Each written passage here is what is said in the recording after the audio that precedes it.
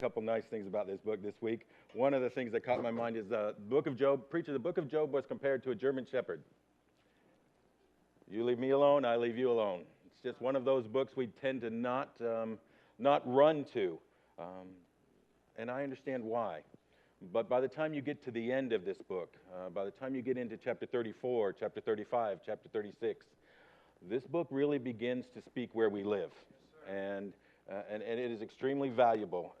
Chapter 38, things change again in chapter 38, because the one who has been silent or accused of being silent through this entire book now speaks. Now Elihu spent 6 chapters saying he's always been speaking, but now he's about to speak. So real quick, let's go over a few of the things we've covered. The book of Job starts out with God challenging Satan. Extremely important to realize Satan didn't challenge God. God spoke. God said, Satan, have you considered my servant Job? This was God's plan from the beginning. He was not shocked by Satan's response. Okay? God is in control from the first verse of this book all the way through the end. And he starts out by challenging Satan. And Satan does what Satan does. The great accuser accuses. He says, man only wants God for what he can get. You think he loves you. You think he's righteous. But you take away the gifts and you'll take away Job. And then we got to meet Job, and Job is described as a righteous man who eschews evil. He runs from, he flees from, he has a distaste for evil. And we start out and we see his attitude. Miss Pat, his attitude is the one who would say, though he slay me, yet will I trust in him. His attitude is the one that says, I don't understand why this is happening, and I don't understand that much about God. Between God and me is this great big gap. But I'll fill that gap with trust all of my life, and I'm going to trust in him. And that's how he begins. And that's how we begin to meet Job. But then somewhere in there, Job's friends show up. And Brother Moore, I think we're too hard on his friends, because I think sometimes we sound just like his friends. And so then his friends show up. But his friends begin to sound like they're just attacking Job. Job, you're the one, you're the one, you're the one. And so Job does what man does, and he defends Job. And then you know what happens as we begin to defend us? Our vision becomes on us. His vision gets less on God and more on Job, and things begin to change. Thoughts creep into Job's mind. Thoughts like, I am a righteous man. This shouldn't be happening to me. Now, you know something we see at the very beginning is Job is offering sacrifice almost continually. He's got a number of kids, and every time they have a birthday, he's not going. He's going down to offer sacrifice, and he's praying, and Brother Bill, you know what we never see through all of this? Job offering sacrifice again. I wonder if that's because when you think you're righteous. So we spent a little time, and we tried to develop some of that, but Job started to think, I am a righteous man, and then he wrote, I am a righteous man, and it shouldn't be this way, so God's ignoring me, and God must hate me, and then he just got to, this is just unjust. This is just wrong. Now, Justin, if this is wrong and God's in control, God is unjust. I deserve better. And this whole victim mentality replaces the humble, grateful dependence we see in Job in the beginning. And that goes on through roughly 30 chapters. And then Elihu shows up. And I believe God's using Elihu. Because Elihu makes a couple statements like, Job, you've accused him of being silent, but he's never been silent. God speaks through the storm. He's speaking through the trial. And then he reminds him, not only is he speaking to you all this time, because you know what rebuttal Job has. Job's had a lot to say through this whole book. In fact, you couldn't say anything with being cut off by Job. But when Elihu speaks, he even starts with this, if you don't like what I'm saying, if you think I'm wrong, let me know. He stops a couple times. What do you think about that? And through all of it, Job is quiet. He said, God speaks through the storm. And then he says, you're not God. God is greater than you. What about this trust? What about this filling of the gap because you know he's greater and you're going to trust in him? And then he kind of closes it all up with this idea. and as far as God being unjust, God is the measure of justice. If he does it, it's right and just. Job, you have you have too big a picture of man in your head and too small a picture of God. And to this is where we've been. This is where we're caught up to. To this, Job is silent. Now that brings us to Job chapter 38, where we're going to start this morning. And we're going to try to get 38 through 40 with skipping a whole lot and a whole lot of jumps, which doesn't make me very happy, but I think it fits best. Job chapter 38, verses 1 and 2.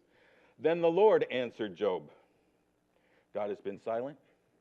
If he's been accused of being silent, and I think he used Elihu to speak. But all of this time, and Brother Wayne, I want you to get this through your head, because Miss Tammy, please forgive me. We all know what the silent treatment's, right? It happens in every marriage, right?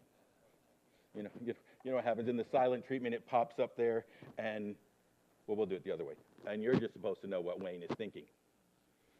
He's not going to say it. He's going to stay silent. And this is just going to continue and continue and continue until you figure out how to read his mind. And you never can do that. So sooner or later, it pops up. And when it pops up, you're ready and loaded to answer everything because you've had all that time to think about it. True? Okay, well, that's where we find Job right here. Okay, in Job's mind, Treva, God has been silent. And he doesn't understand any of this, and he's begged to try to understand, and he's even come out and said, look, if I had my opportunity, I think it's in 23, I would talk to him, I would confront him with his wrong, I would change his mind. He's locked and loaded to have this discussion. When the silent treatment finally breaks and there's an opportunity, this is gonna change. Job just about says that in two different places. The preacher, the silent treatment just broke.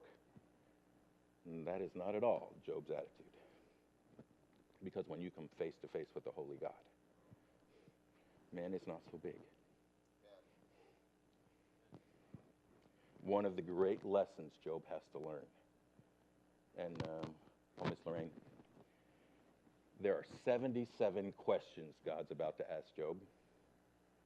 Just so you know, I want you to tell Stephen this. They all reveal something about God. His strength, his power, his majesty, or his character traits. We could take one of those every Sunday. And you know how long that would take? 6 years. Longer than 6 years. You know I was thinking that on Wednesday.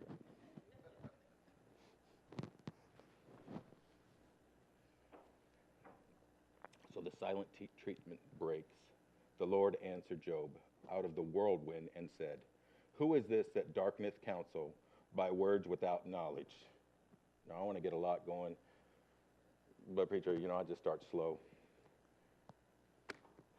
He shows up and he speaks out of a whirlwind. Well, that makes sense to me.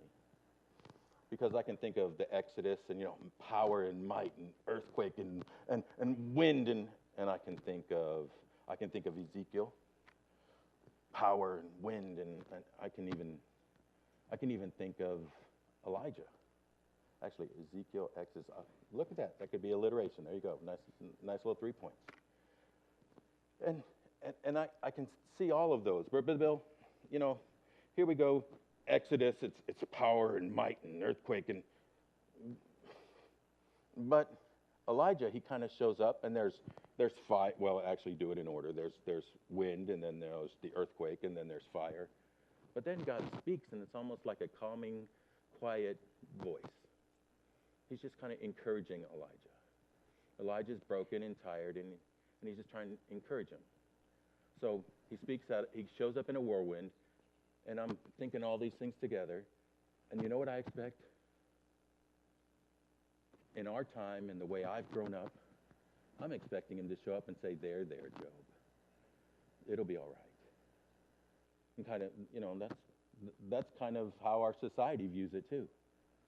I mean, we all want to pull the Job line. Here's the Job line, Matt. God doesn't love me. Is that not the Job line? Do we not see that over and over and over again? He doesn't care. He's not answering. I'm his enemy. Show up and coddle me. I mean, that has become the American way. I think there is a great lesson to be learned from America to America in how God responds to the victim. Yeah. All right? He responds to the victim by exposing everything in that mentality. I'm going to tell you, our country is full of two great victims, and they go from one to the other. One, principal, just because you deal with children. Some of them are 17, some of them are 40, because you deal with children.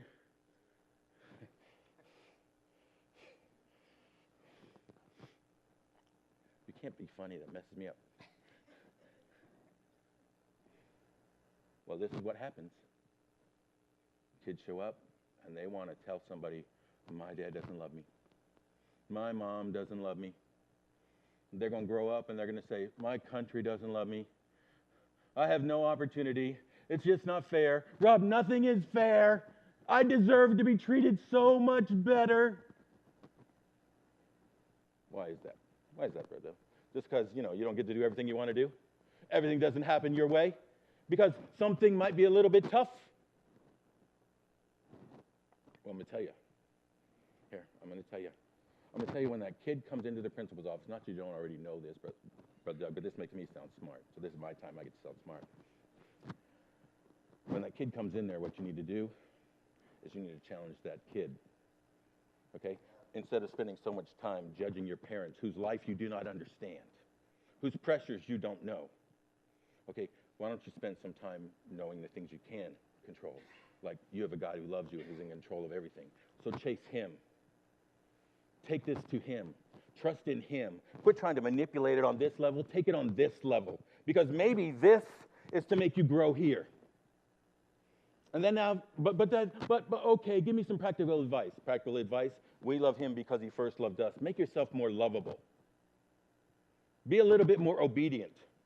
Control the one you can. You. If we would spend some more time doing what we know we can do and less time being victims and expecting someone to come in and save the day.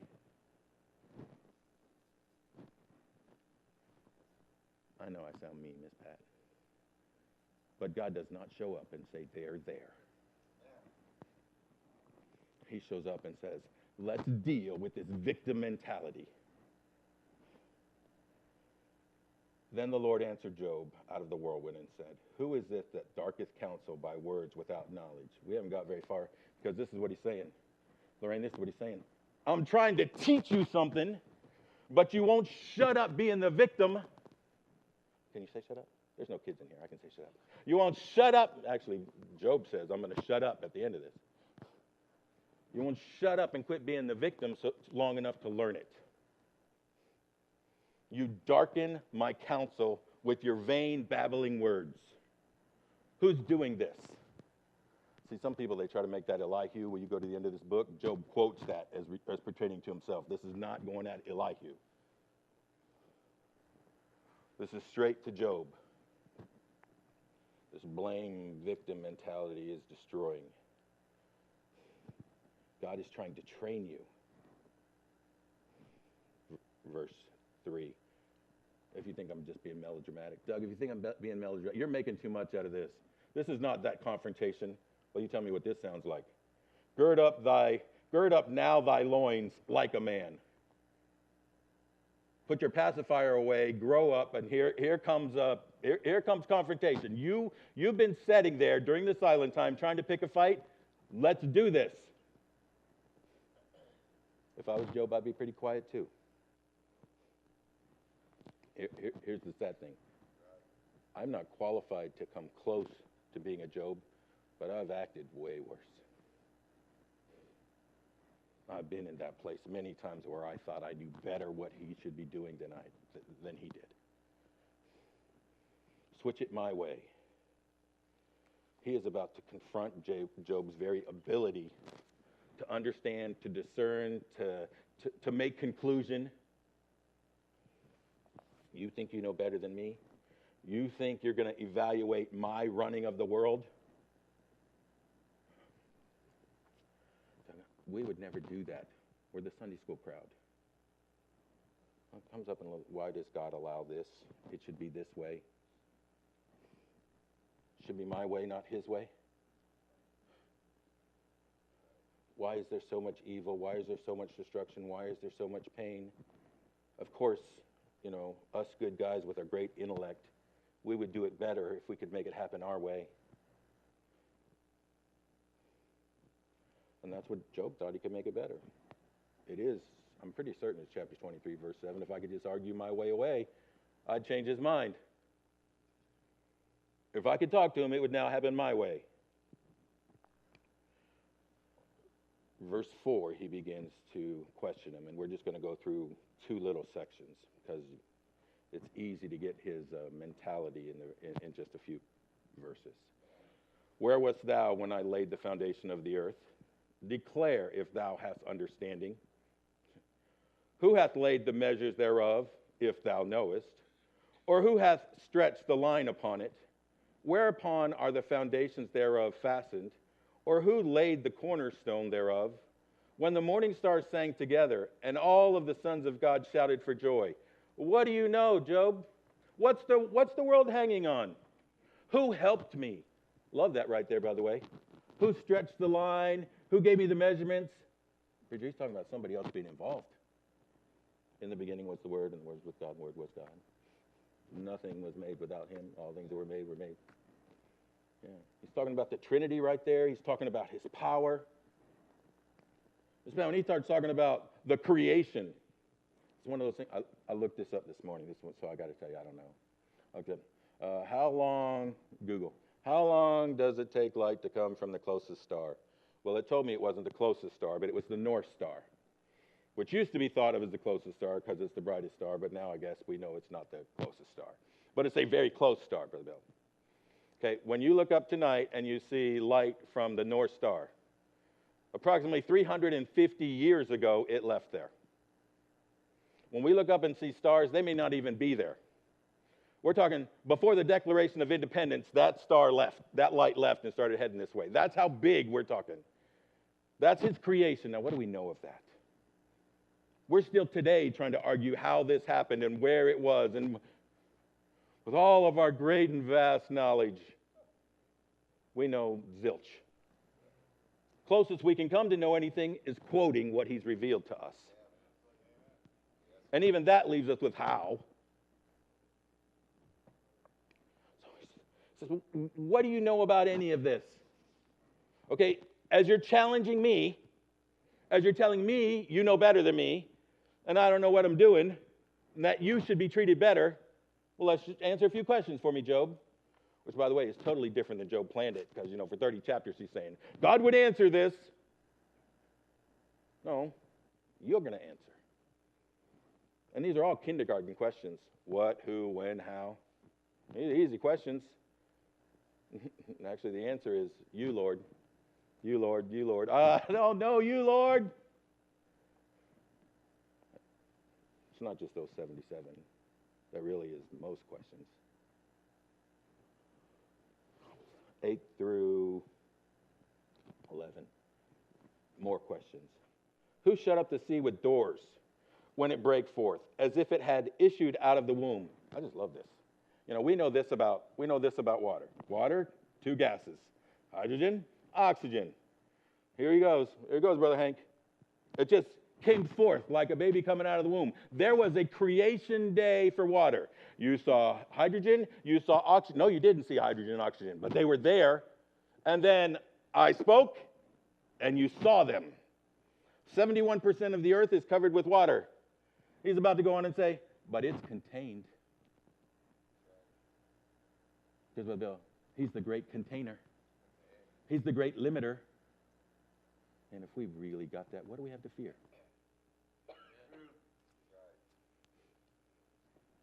Job, remember when you thought I was the great controller?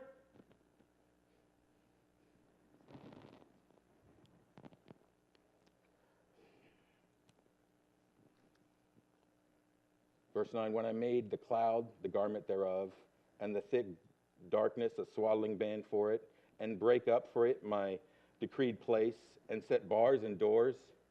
And he said, hitherto shalt thou come, but no further, and here shall thy proud waves be stayed.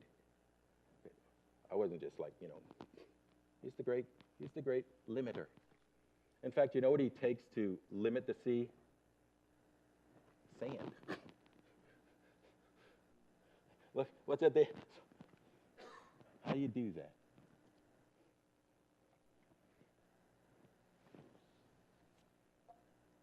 Nothing is beyond his authority and his ability. He goes on and he talks about the sea, and he talks about weather, and he talks about caves, he talks about snow, ice, hail. He talks about the animal world. You know what Job's answer to everything? Question after question after question with one answer. God is great. He knows so much more. And every time I begin to look at God, I just have more questions. And the only answer I have is God. How and why, I don't understand. You see, there's this gap in between. And Justin, in the beginning, you know what he remembered? Is that gap has to be filled with trust in him. And you know where he's bringing him back right to right now? There's a gap between you and me. No, do you choose to trust me? Or do you choose to trust you?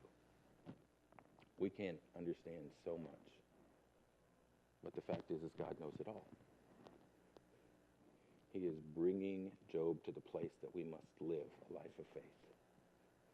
Now, there's an old statement. It actually goes way back. The original quote is in Latin, so I can't say that. But it's a very simple statement. The finite, the limited, cannot contain the infinite. We're finite.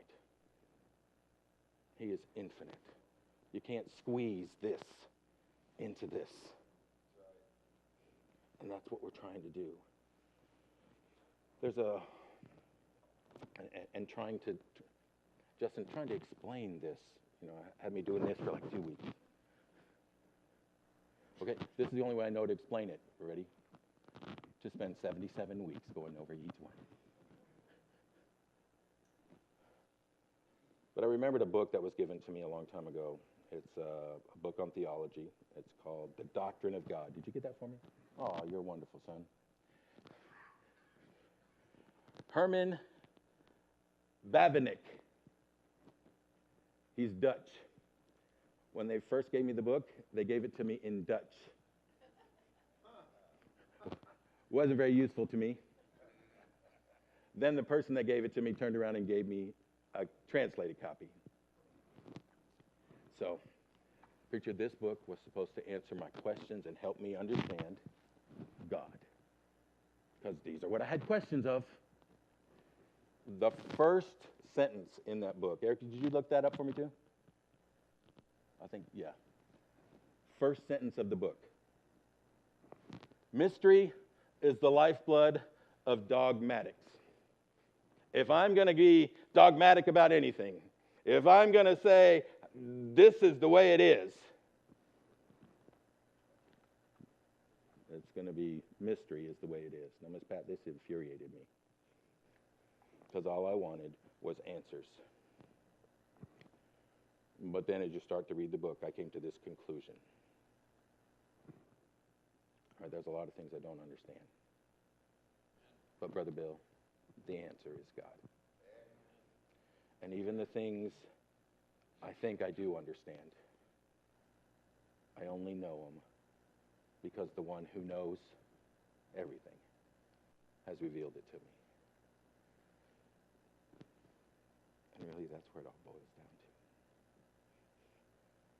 Job is being challenged to understand a couple things. First, God is great. Again and again and again. And the other side of that is we got to realize, Brother Wayne, we're so small.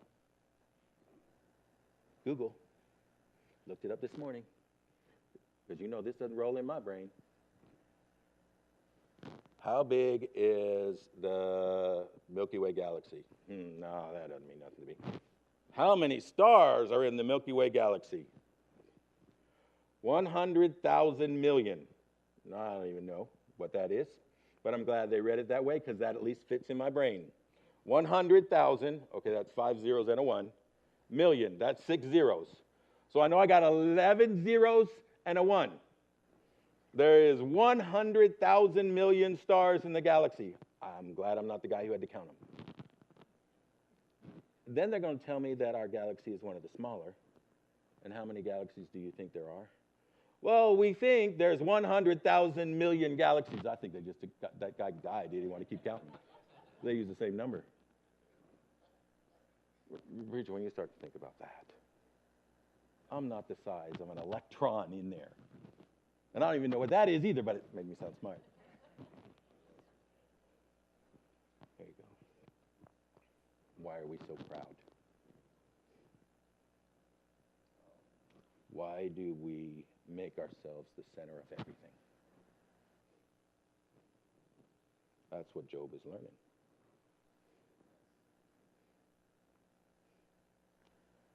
Two of the lessons: God is greater than whatever we think he is right now.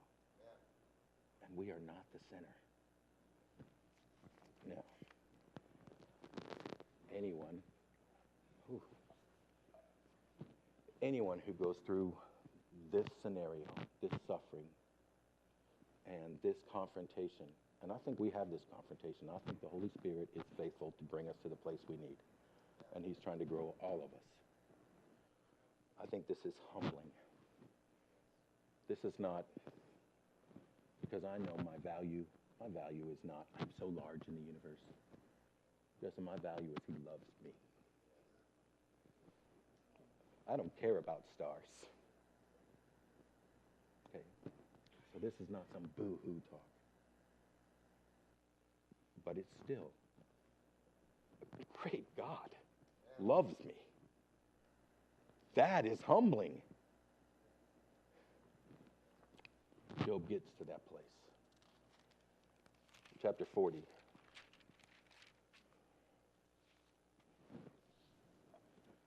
Verse 1. Moreover, the Lord answered Job and said, shall he that contendeth with the Almighty instruct him? Yeah. You who've been fighting with me, contend. That's why you haven't learned anything, because you're still fighting with me. You still want it your way. You're still boo-hooing, Mr. Victim. Shall he that contendeth with the Almighty instruct him? He that reproveth God, let him answer it. In case you missed me the first time, you know exactly who I'm talking to. You who are telling me how it should be, what you deserve. Then Job answered the Lord and said, this don't sound anything like Job chapter 23, by the way. Then Job answered the Lord and said, behold, I am vile. What shall I answer thee? I will lay mine hand upon my mouth. Once I have spoken, like right now I'm answering you, this one time. But I will not answer. Yea, twice. I'm not doing it again. I'm not even speaking in your presence. But I will proceed no further.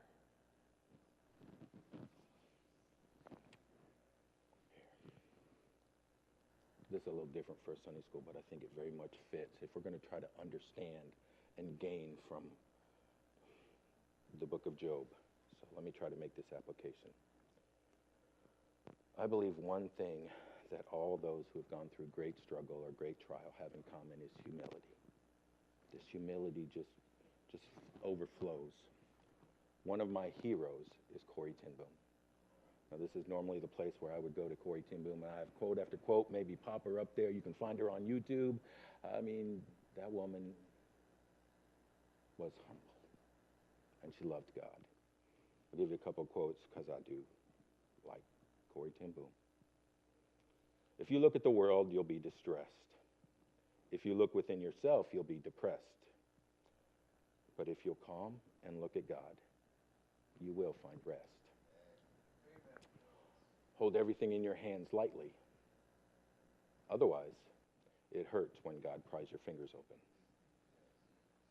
I like this one. This actually is from the book, The Hiding Place. It's in there. Any concern too small for prayer is way too small to be made into a burden. Matt, you and I are going to complain about it, but we haven't turned it over in prayer. It's because we want to complain about it.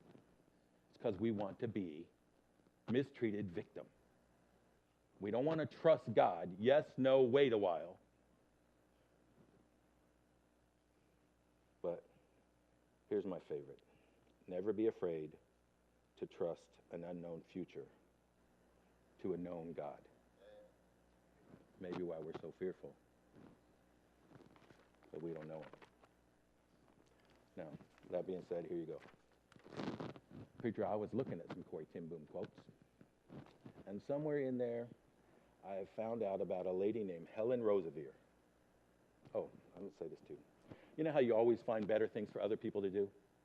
You always find, this is what, my mom's great at this, by the way. Every time she comes down, she tells you something new that the church should do, by the way.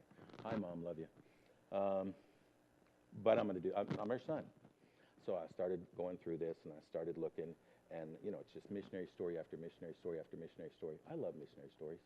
I forgot how much I love missionary stories. I'll say something else. I miss the preacher at 10 minutes, so I put these two things together. You know what? I know it's so hard for him because school's in session and it's so busy and it's not COVID and we don't have this downtime anymore. It's hard for him to put that together. But if only he would just read a missionary story. See, I just start planning your schedule. But as I was going through it, I'm really just kidding. Well, not, but yes, I really did think all that. I found out about Helen Roosevelt. I'm going to tell you a little bit. I got 9 minutes. Helen Roosevelt said, God never uses a person greatly. You're going to hear all these things. You just didn't know who they came from. God never uses a person greatly until he has wounded him deeply. The privilege, which is a key word in her life, he offers you, is greater than the price you have to pay. And she quoted it.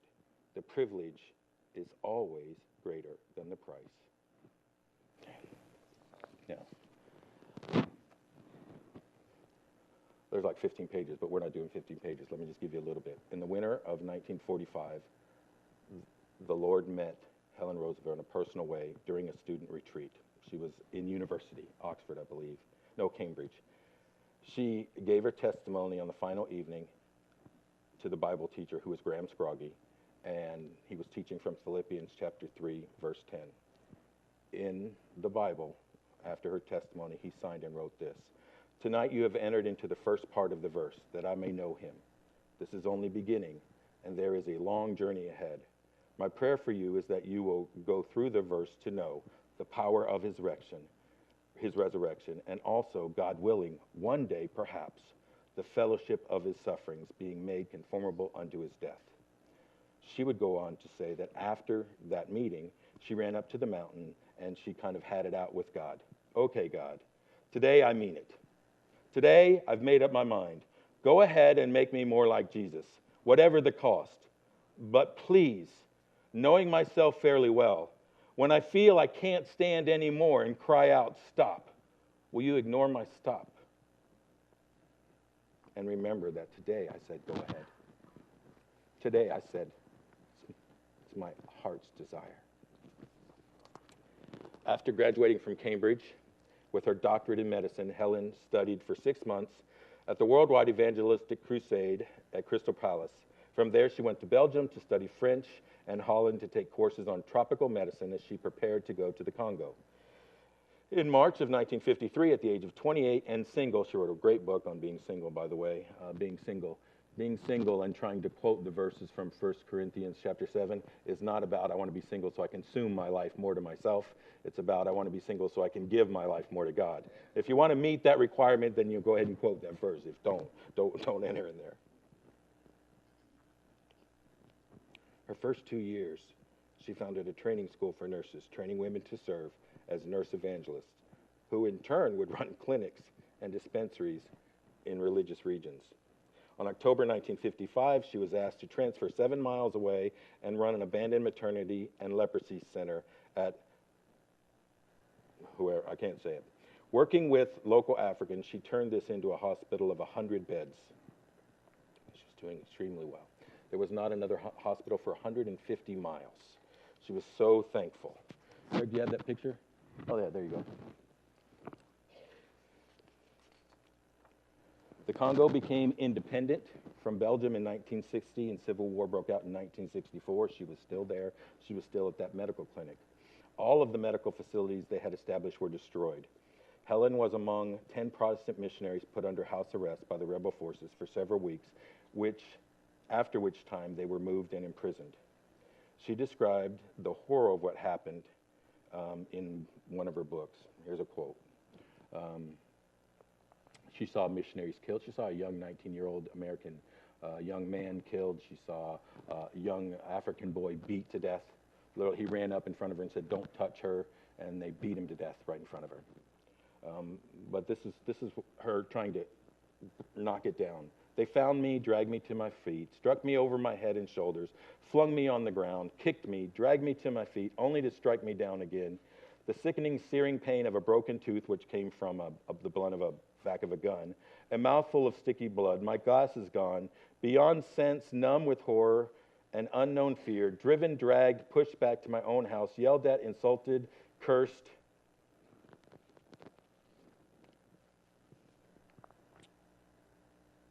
A few days later, Helen Roosevelt was brutally raped by her captors. And she would say this: on that dreadful night, beaten, bruised, terrified, tormented, utterly alone, I had felt at last God had failed me. Surely he could have stepped in earlier. Surely things need not have gone that far. I had reached what seemed to be the ultimate depth of despair and nothingness. Preacher, when I read that, I think of Job. In this darkness, however, Helen sensed the Lord saying to her, I'm going to tell you right here, I'm hearing him speak to Job. You asked me when you were first converted for the privilege of being a missionary. This is it. Don't you want it? These are not your sufferings, Helen, they're mine. All I ask of you is the loan of your body while you're here on earth. Through the brutal, heartbreaking experiences of rape, God met me with an outstretched arm of love. It was an unbelievable experience. He was so utterly there, so totally understanding. His comfort was so complete. And suddenly I really knew that his love was sufficient. He did love me. He did understand. He understood not only my desperate misery, but also my awakened desire and mixed up horror of emotional trauma. I knew that Philippians 4:19, my God shall supply your every need, was true on all levels, not just on a hyper-spiritual shelf where I tried to relegate it. He was actually offering me the inestimable privilege of sharing in some little way in the fellowship of his suffering. One word became unbelievably clear, and that word was privilege. He didn't take away the pain or cruelty or humiliation. No, it was all there. But now it was altogether different. It was with him. It was for him. I am in him. He is actually offering me the opportunity, the privilege of sharing in his suffering. In some little way, in the weeks of imprisonment that followed and the subsequent years of continued service, looking back, I've tried to count the cost, but I find it all swallowed up in the privilege he bestowed on me. The cost suddenly seems very small and transient in the greatness and permanence of the privilege he's bestowed. Helen Roosevelt. A preacher, I read of Job, and I hear missionary stories, and then I think, wow, what do I get upset about? What do I get frustrated about? What do I complain about? What do I think should be different? You know, oh, I lost $13,000 yesterday in my 401k. I had $13,000. The AC is not where, parking spot. This person was mean to me. I don't like my boss.